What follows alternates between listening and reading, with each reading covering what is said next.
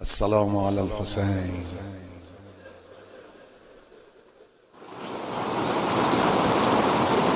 رحم الله من قرأ الفاتحة.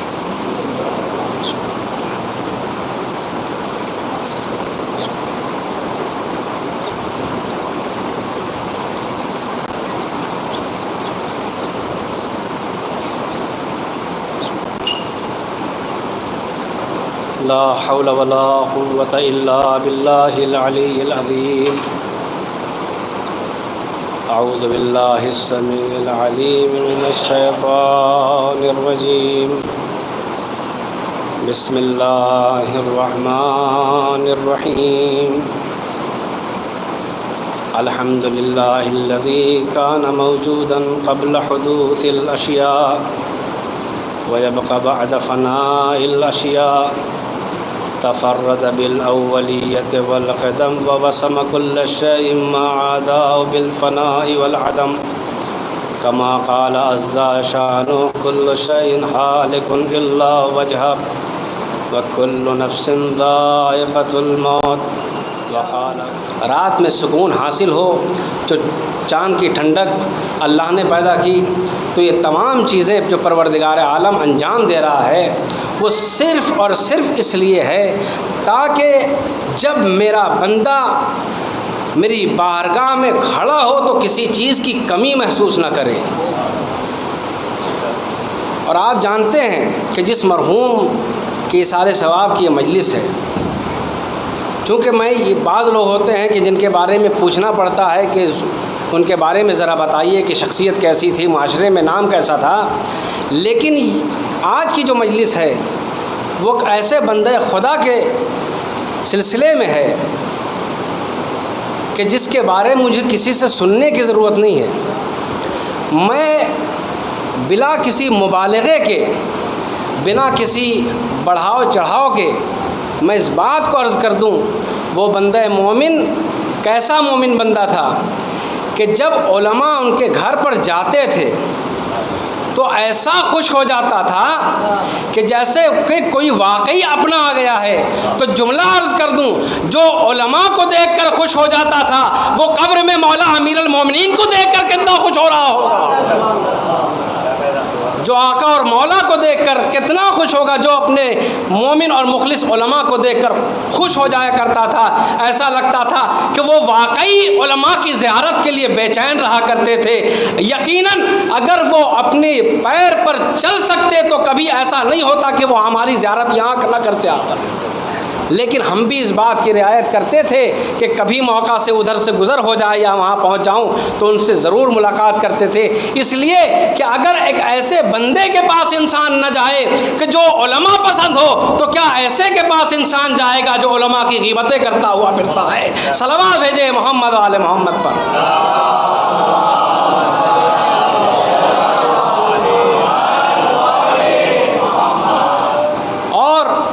میں نے اس سے پہلے بھی جب مرحوم زیارت صاحب کی مجلس ہم نے پڑھی تھی اس میں بھی ہم نے کہا تھا کہ یہ تو خود باپ کی امام حسین سے محبت کا ثبوت ہے کہ انہوں نے اپنے بیٹوں کے نام اکثر زیارت پہ رکھے. ابھی زوار بھی ظاہر امام حسین سے مربوط ہے. ایک صلوات بھی محمد وعلی محمد پر.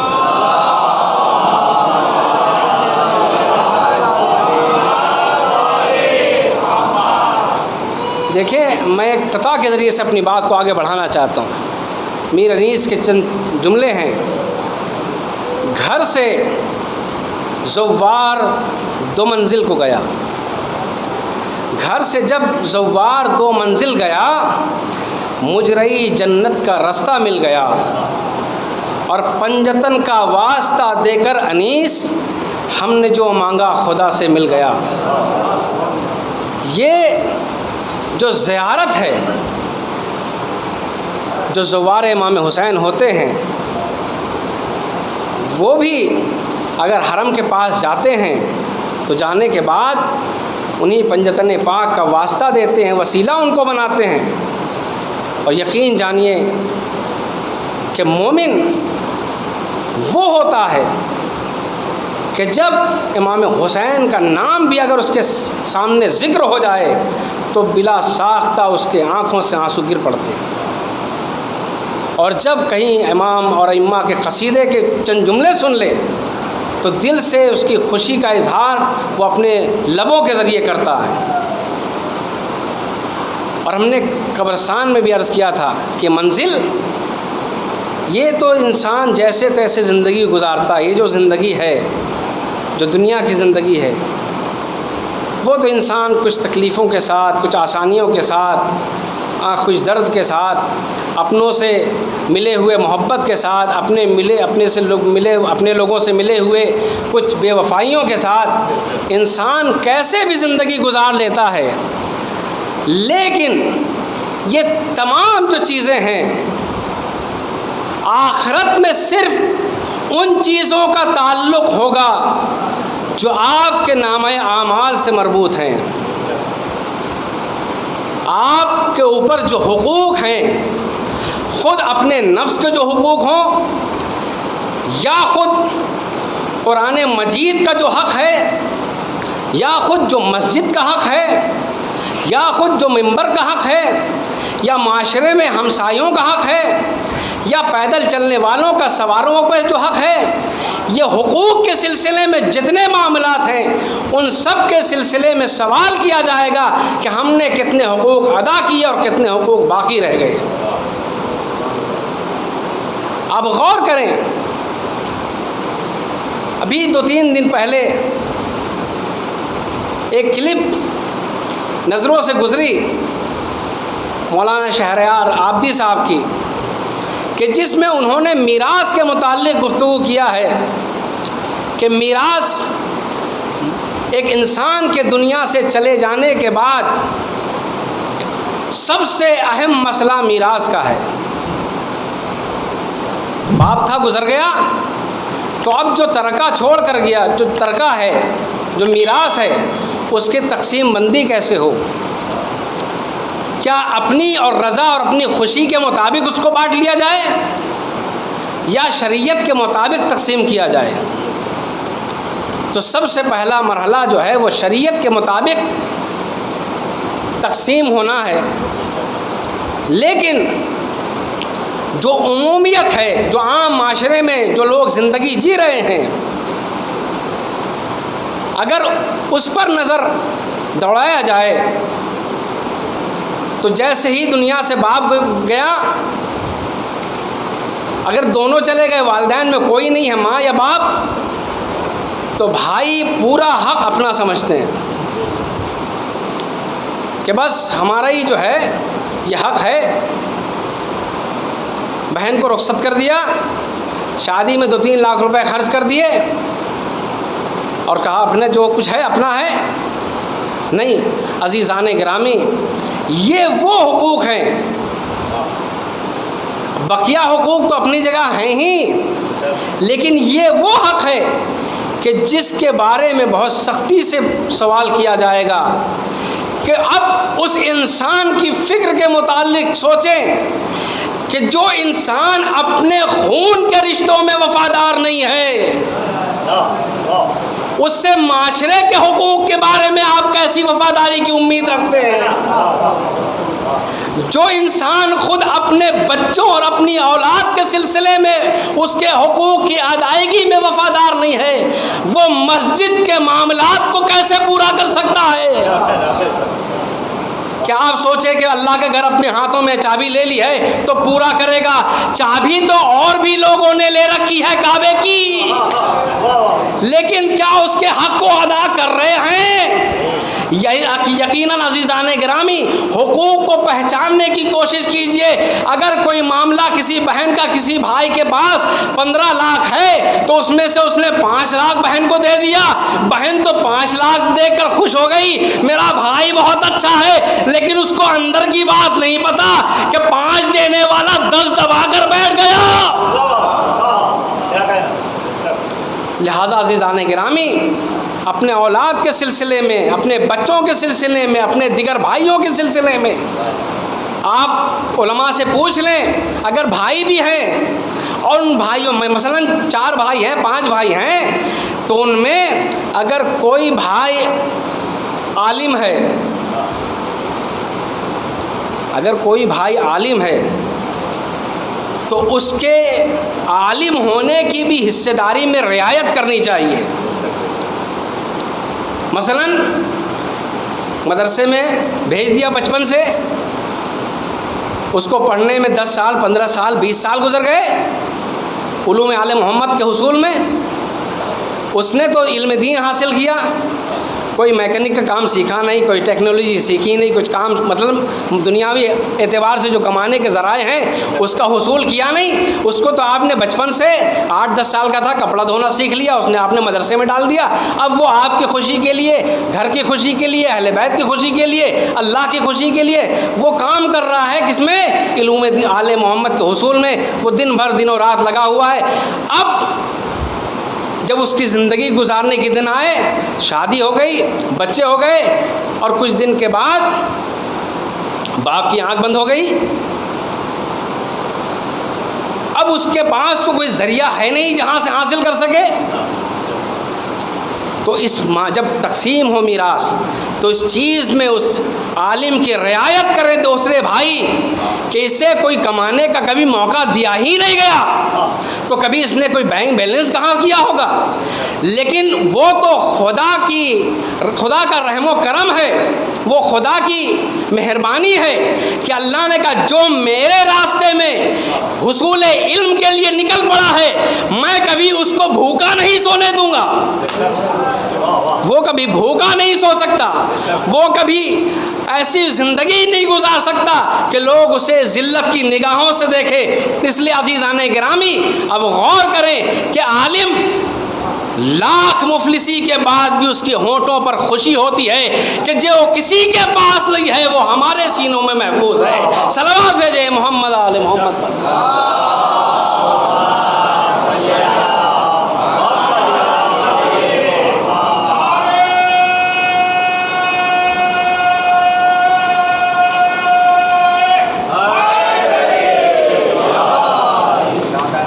اس کا کام کیا ہے کہ انسان حقوق کی ادائیگی میں اپنے کو ہمیشہ بیدار رکھے کہ کہیں کسی کا حق ہمارے ذات کے بنا پر تو ضائع نہیں ہو رہا ہے. حق چھوٹا ہو یا بڑا ہو، حق حق ہوتا ہے، اس کی ادائیگی. اب سوال یہ ہے، قرآن مجید ہے، اللہ پوچھ رہا ہے اے انسان تجھے کس چیز نے اللہ کی ذات سے دور کر دیا، اللہ کی ذات سے دھوکے میں رکھا ہے؟ کس چیز نے؟ تم دھوکے میں کیوں پڑے ہوئے ہو؟ تم کیوں اللہ سے قریب نہیں ہوتے؟ ما غرک بربک الکریم، کہ المال والبنون زینت الحیات الدنیا. یہ اولاد اور مال یہ دنیا کے لیے سرمایہ ہے، دنیا کے لیے زینت ہے. اب یہ آپ کی طاقت، آپ کے بازوؤں میں آپ کی دوربینی آپ کی کتنی ہے؟ آپ کتنا دور تک سوچ سکتے ہیں یا دیکھ سکتے ہیں کہ آپ اپنی اولاد کی تربیت کیسے کر رہے ہیں؟ آیا جو مال اس اولاد کے لیے آپ چھوڑ کر جا رہے ہیں وہ مال آپ کی ذات پر بعد میں وہ اولاد خرچ کرے گی یا نہیں کرے گی؟ اسے صحیح معنوں میں آغا بہجت رحمۃ اللہ علیہ سے ایک عالم کی پوتی نے سوال کیا کہ ہم کیسے مرحومین کو کوئی چیز ایصال کر سکتے ہیں؟ سب سے بہترین چیز کیا ہے؟ کہ زیادہ سے زیادہ سورہ فاتحہ کی تلاوت کرو اور اس مرحوم کی طرف سے صدقہ ادا کرتے رہو. لیکن وہ مرحوم کتنا خوش قسمت ہوتا ہے کہ جس کی اولاد میں کوئی عالم ہو جاتا ہے. اس لیے کہ اگر وہ مرحوم دوسری اولادوں سے نا امید بھی ہو جائے کم سے کم اس اولاد پر تو اعتماد بنا رہتا ہے کہ کم سے کم ہر روز میں ایک مرتبہ سورہ حمد کا ثواب مجھ تک پہنچے گا ضرور. یہ اس کی یعنی دنیا میں بھی اگر کوئی شخص اپنی اولاد کو علم دین کے حاصل کرنے کے لیے کسی مدرسے میں داخل کرتا ہے، کسی کسی درسگاہ میں بھیجتا ہے کہ جہاں سے علوم آل محمد کو حاصل کرے، تو پھر یاد رکھیے وہ لڑکا، وہ بچہ، وہ بچی، وہ دنیا میں بھی اسے عزت دلاتے ہیں، آخرت میں بھی اسے عزت دلاتے ہیں۔ اور اس سے جب بچے علوم آل محمد کو حاصل کرتے ہیں تو اس سے یہ بھی پتہ چلتا ہے کہ وہ جس کے بیٹے ہیں وہ باپ کتنا علم ذوق تھا، علم پسند تھا، اس کا کتنا باذوق علم تھا، باذوق شخص تھا جو علم کے متعلق، کہ وہ بیٹوں کو بھی اس نے حرام اور حلال کی تعلیم دی، بیٹیوں کو بھی اس نے حلال اور حرام کی تعلیم سے آراستہ کیا۔ یہ کام کر لینا، کسی کو انجینئر بنا لینا، کسی کو ڈاکٹر بنا لینا اچھی چیز ہے، لیکن ساتھ ہی ساتھ اگر ایک انجینئر ہو اور اسے یہ بات معلوم ہو کہ کون سی چیزیں ہم پر حرام ہیں، کون سی چیزیں حلال ہیں، تو بہت اچھی بات ہے، لیکن ڈاکٹر بن گیا تو صرف اس سے آپ دنیا میں فائدہ حاصل کر سکتے ہیں، آخرت میں فائدہ نہیں اٹھا سکتے۔ صلوات بھیجے محمد آل محمد پر۔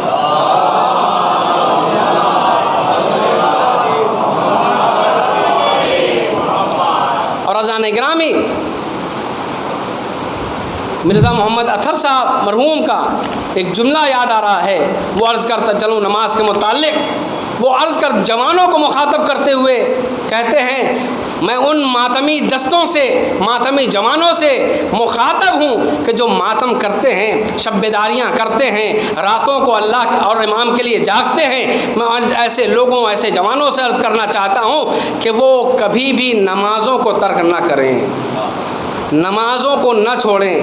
اگر صرف نماز کو چھوڑ دینے سے تمہاری بے عزتی ہوتی، تمہارا نام خراب ہوتا تو ہمیں کوئی فرق نہ پڑتا، لیکن تمہاری شبیداری کرنے کے بعد سو جانے سے عزاداری کو نقصان پہنچ رہا ہے، اس لیے میری ذات کو کھل رہا ہے، اسی لیے مجھے تکلیف ہو رہی ہے کہ تمہارے نماز نہ پڑھنے سے عزاداری بدنام ہو رہی ہے۔ لہٰذا نماز پڑھو۔ اور جب کوئی گھر میں انسان نماز پڑھتا ہے، آپ بھی دیکھتے ہوں گے، آپ نے بھی مشاہدہ کیا ہوگا، جب کوئی شخص گھر میں نماز پڑھتا ہے، اگر ماں نماز پڑھتی ہے تو چھوٹے چھوٹے بچے ہیں، وہ دوڑتے ہوئے کہاں مصلی پہ آ جاتے ہیں۔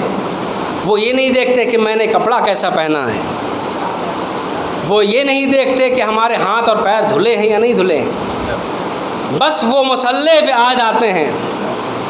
اب اس کو یہ بھی نہیں دیکھنا کہ ماں حالت قیام میں ہے یا حالت قعود میں ہے یا حالت سجدہ میں ہے، بس وہ اتنا جانتے ہیں بچے ہیں، ماں کے ساتھ کھڑے ہو گئے، بہن کے ساتھ کھڑے ہو گئے، کسی بھی بڑے کے ساتھ کھڑے ہو گئے، اور اس کے بعد مصلی پہ آئے، کہا اللہ اکبر، اب نہ قیام ہے، نہ قعود ہے، نہ رکوع ہے، بس اللہ اکبر کہا اور سجدے میں چلے گئے۔ کیا سمجھے آپ؟ سجدے میں جانا کیا مطلب ہے؟ مطلب یہ ہے کہ فطرت کا تقاضا یہ ہے کہ اگر معصوم ہے تو سجدہ ضرور کرے گا، اگر اس کے اندر معصومیت ہے، اگر اس کی فطرت میں کوئی فریب کاری نہیں ہے، کوئی بے ایمانی نہیں ہے، تو وہ رکوع کرے نہ کرے سجدہ ضرور کرتا ہے۔ بتا دیا کہ اگر تم اللہ کے سچے بندے ہو تو تم سجدے سے دور نہیں رکھ سکتے خود کو۔ اس بچے کا آپ معیار دیکھیں، بچے نے وہاں اللہ اکبر کہا، اور اب ہر بچہ تو امام حسین ہے نہیں، ہر سجدہ کرنے والا رسول اللہ نہیں ہے کہ رسول سجدے میں رہے اور نواسا پشت پر آ جائے اور سجدے کو طولانی اللہ کرتا رہے، اور کہ بچہ پشت پہ بیٹھا ہوا ہے۔ عزیزان گرامی، یہ تو وہ ذوات ہیں، امام حسین علیہ السلام کی شخصیت تھی کہ نانا کے پشت پر آ کر بیٹھ گئے اور نانا سجدے کو طولانی کرتے جا رہے ہیں۔ کیا وجہ ہے کہ حسین پشت پر بیٹھے ہوئے ہیں، نانا نے سجدے کو طول دے دیا، ابھی رسول ابھی سر کو نہ اٹھانا، حسین سجدے کو دیکھ رہا ہے، حسین سجدے کو دیکھ رہا ہے، یہ وہ سجدے کی طرف نگاہ کر رہا ہے۔ حسین کو غور سے سجدے کو دیکھنے دیا جائے، حسین کو سجدہ کرنا ہے، یہی سجدہ وہ سجدہ ہے جس سے دین مبین کو حیات ابدی ملے گی۔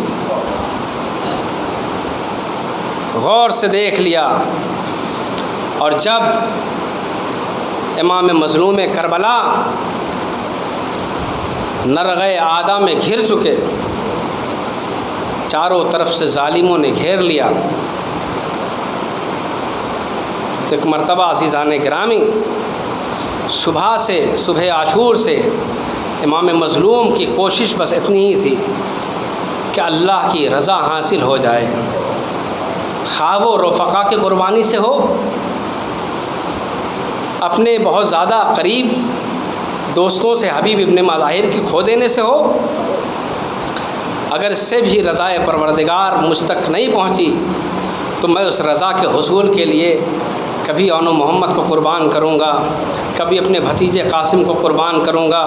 اگر اس سے بھی اگر قریب نہ ہوئی، اگر اللہ کی رضا نہ آئی تو ایک مرتبہ وہ وقت بھی آ گیا کہ امام مظلوم کربلا نے کہا اگر ایسے بیٹے کو بھیجنا پڑے جس کی صورت اور سیرت ہمارے جد رسول اسلام سے ملتی ہے تو میں اس علی اکبر کو بھی اللہ کے راستے میں قربان کرنے سے پیچھے نہ ہٹوں گا۔ علی اکبر کی قربانی بھی دے دی۔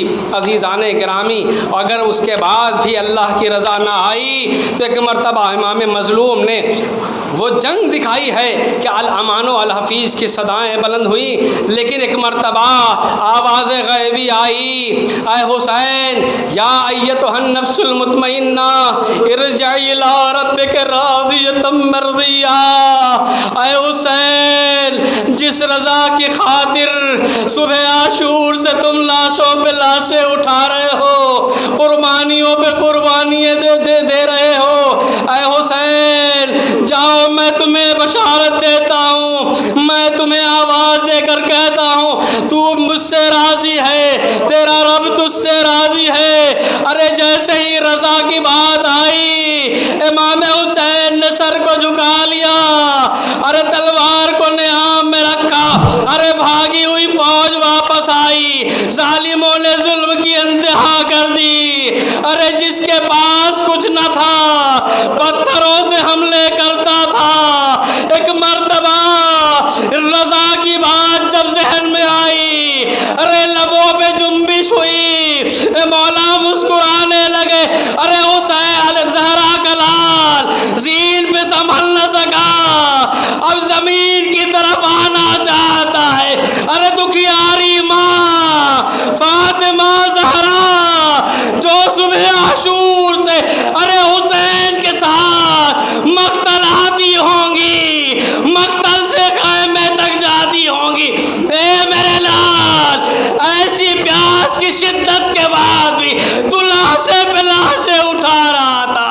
اب وہ وقت آ گیا اے میرے لال کہ میں اپنے بالوں سے تیرا مقتل صاف کر دوں۔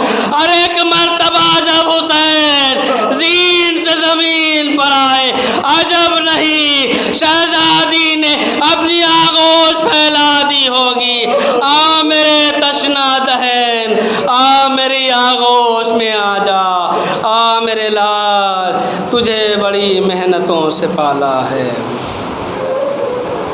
الا لعنت اللہ علی القوم الظالمین سیعلم الذین ظلموا ای منقلبون انا للہ و انا الیہ راجعون۔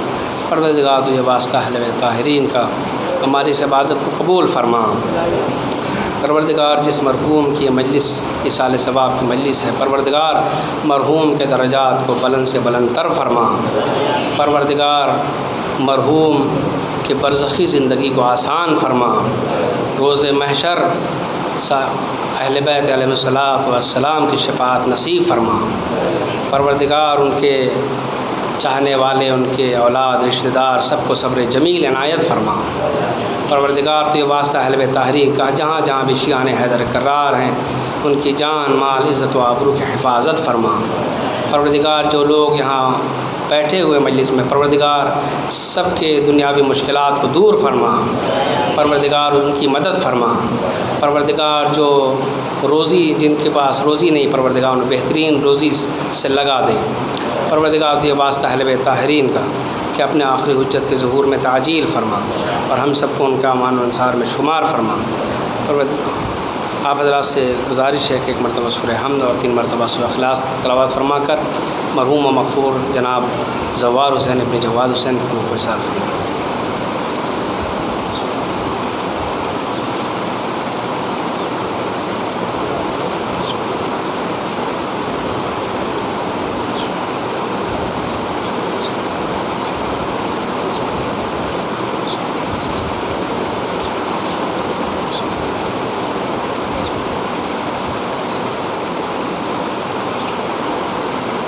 السلام علیکم یا ابن رسول اللہ، السلام علیکم وعلی جدک وابیک، السلام علیکم وعلی امک وابیک، السلام علیکم ورحمۃ اللہ وبرکاتہ، السلام علیکم مولایا غریبا وربا، السلام علیکم یا معین وصاحب الفقراء، السلام علیکم یا ابا الحسن علی بن موسى الرضا، روحی و جسمی لک الفدا ورحمۃ اللہ وبرکاتہ، السلام علیکم مولانا یا صاحب العصر والزمان، الامان الامان الامان من فتنة الزمان، السلام علیکم یا خلیفۃ الرحمن، السلام علیکم یا شریک القرآن، السلام علیکم یا مظہر الایمان، السلام علیکم یا امام زماننا هذا، عجل اللہ تعالی فرجک وسحر اللہ تعالی مخرج ظہورک، السلام علیکم ورحمۃ اللہ وبرکاتہ۔